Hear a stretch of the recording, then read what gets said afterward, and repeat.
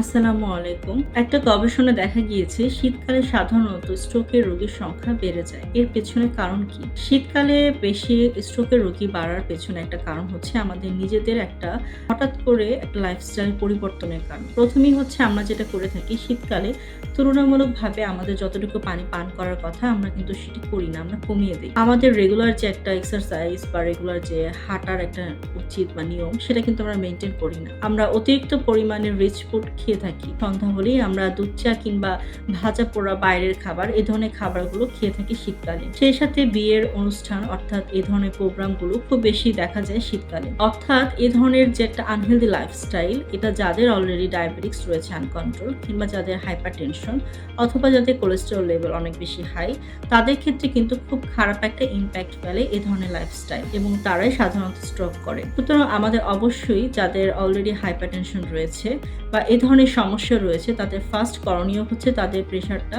নিয়মিত চেক করতে হবে। তাদের হাই প্রেশারের কি অবস্থা এবং তাদের অবশ্যই চিকিৎসকের পরামর্শ অনুযায়ী চলতে হবে এবং একটি হেলদি লাইফস্টাইল মেইনটেইন করতে হবে। আর তাদের নিরাপদ খাদ্য গ্রহণ করতে হবে যে সকল খাবারগুলো গ্রহণে তাদের এ ধরনের সমস্যা অবশ্যই হবে না। উচ্চমাত্রায় ক্যালোরি এবং এই উচ্চ সোডিয়ামযুক্ত খাবারই কিন্তু এই স্ট্রোক করার পেছনে মেইন কারণ।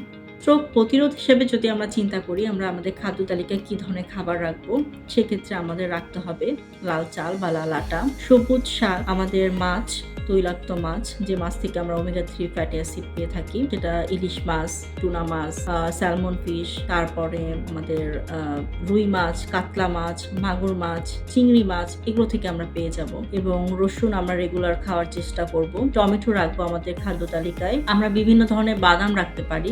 বাদাম আমাদের গুড ফ্যাট হিসেবে খুব ভালো কাজ করে। এছাড়াও আমরা দই রাখবো। দই আমাদের মেটাবলিজমে খুব ভালো কাজ করে। এই সকল খাবারগুলো মেইনটেইন করে এবং রেগুলার এক্সারসাইজ এবং সেই সাথে অতিরিক্ত পরিমাণে ভাজা পোড়া এবং বাইরের খাবার থেকে কিছুটা দূরে থাকার চেষ্টা করলেই কিন্তু আমাদের এ ধরনের বিপদ থেকে নিজেদেরকে মুক্ত রাখতে পারবো। সবাই ভালো থাকুন, সুস্থ থাকুন। আবার আসবো নতুন কোনো টপিকসে। আল্লাহ হাফেজ।